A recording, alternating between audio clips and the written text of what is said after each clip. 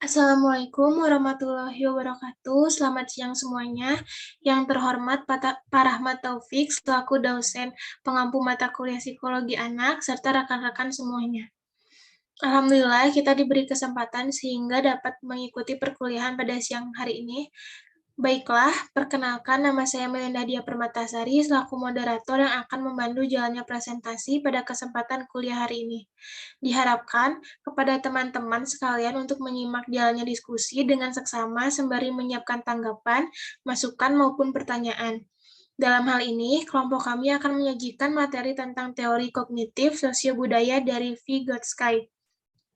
Sebelum memulai diskusi dan presentasi, berikut saya perkenalkan nama anggota kelompok yang terdiri dari Hairunisa dengan NIM terakhirnya 041, lalu Deasi Latifa dengan NIM 051, lalu ada Nafsa dengan NIM 066, lalu ada Mulia Afifah 069, dan saya sendiri Melina Dia dengan NIM 073.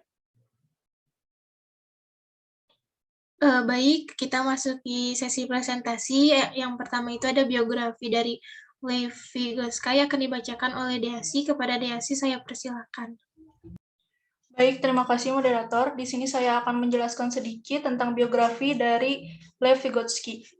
Lev Semyonovich Vygotsky lahir pada tahun 1896 di Saris, Rusia, yaitu di suatu kota Orsa, Belarusia. Ia berasal dari keluarga kelas menengah keturunan Yahudi. Lalu ia tumbuh dan besar di Gomel, yaitu suatu kota bagian barat Moskow. Sewaktu ia masih muda, ia tertarik pada studi-studi kesusastraan dan analisis sastra, dan ia juga ingin menjadi seorang penyair dan filosof. Lev Vygotsky adalah seorang psikolog asal Rusia yang dikenal atas kontribusinya dalam teori perkembangan anak. Salah satu hasil kerjanya yang dikenal di bidang psikologi anak adalah merumuskan konsep zone of proximal development. Lalu ia meninggal pada tahun 1934, tepatnya pada usia yang masih bisa dibilang sangat muda, yaitu 38 tahun, karena ia mengidap penyakit tuberkulosis atau TBC. Sekian, dikembalikan ke moderator.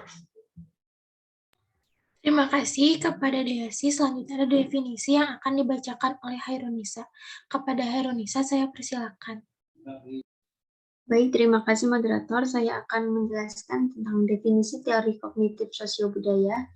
Teori sosiobudaya Vygotsky adalah teori yang muncul dalam psikologi yang terlihat pada kontribusi penting bahwa perusahaan membuat pengembangan individu.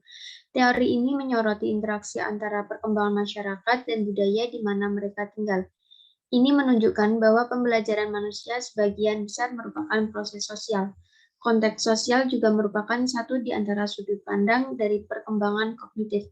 Perspektif ini menyatakan bahwa lingkungan sosial dan budaya akan memberikan pengaruh terbesar terhadap pembentukan kognisi. Saya kembalikan ke moderator.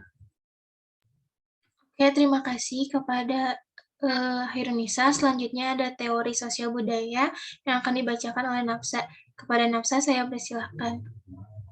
Baik, terima kasih moderator. Di sini saya akan menjelaskan atau memaparkan teori sosial budaya menurut Vygotsky.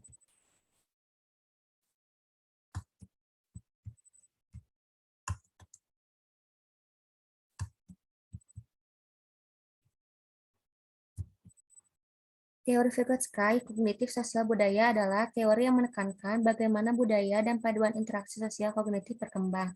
Teori ini berpendapat bahwa anak-anak secara aktif membangun pengetahuan mereka. Ia menggambarkan perkembangan anak tidak dapat dipisahkan dari aktivitas sosial dan budaya. Ia menyatakan bahwa perkembangan kognitif melibatkan belajar menggunakan penemuan masyarakat seperti bahasa dan strategi memori.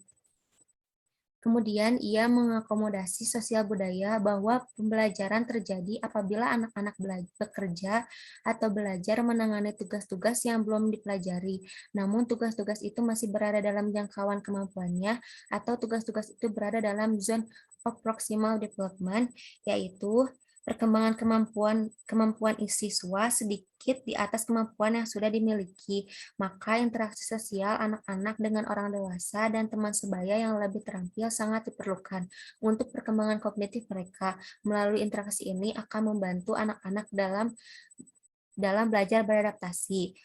Dengan demikian menyatakan perkembangan tidak hanya dalam diri saja, melainkan dengan lingkungan atau orang itu juga sangat penting dan juga hasil budaya atau buku. Mungkin cukup sekian, terima kasih. Saya kembalikan ke moderator. Oke, baik. Terima kasih kepada Nafsa. Selanjutnya boleh di next. Berikutnya ada konsep-konsep perkembangan menurut Vygotsky akan dibacakan oleh saya sendiri. Boleh di next. Oke, yang pertama itu ada konsep sosiokultural. Lev Vygotsky mengatakan bahwa jalan pikiran seseorang harus dimengerti dari latar sosial budaya dan sejarah. Studi fokusnya pada hubungan antar manusia dan konteks sosial budaya, di mana mereka berperan dan saling berinteraksi. Artinya, untuk memahami pikiran seseorang bukan dengan cara menelusuri apa yang ada di balik otaknya dan pada dalam kejiwaannya, melainkan dari asal-usul tindakan sadarnya, dari interaksi sosial yang dilatari oleh sejarah hidupnya. Yang kedua, ada zona perkembangan proksimal atau ZPD, perkembangan kemampuan seseorang ke dalam dua tingkat, yaitu tingkat perkembangan aktual dan tingkat perkembangan potensial. Zona perkembangan proksimal diartikan sebagai fungsi-fungsi atau kemampuan-kemampuan yang belum matang yang masih berada pada proses pematangan. Yang ketiga ada scaffolding. Konsep ini menekankan dukungan tahap demi tahap dalam pemecahan masalah sebagai suatu hal yang penting dalam pikiran. Salah satu alat scaffolding yang penting dalam zona perkembangan yaitu melakukan sebuah dialog. Oke, selanjutnya ada beberapa cara teori Vygotsky yang akan dibacakan kepada Mulia. Yang dibacakan oleh Mulia. Kepada Mulia saya persilakan. Baik, terima kasih kepada moderator. Di sini saya akan membacakan beberapa cara teori Vygotsky dapat dimasukkan dalam ruang kelas.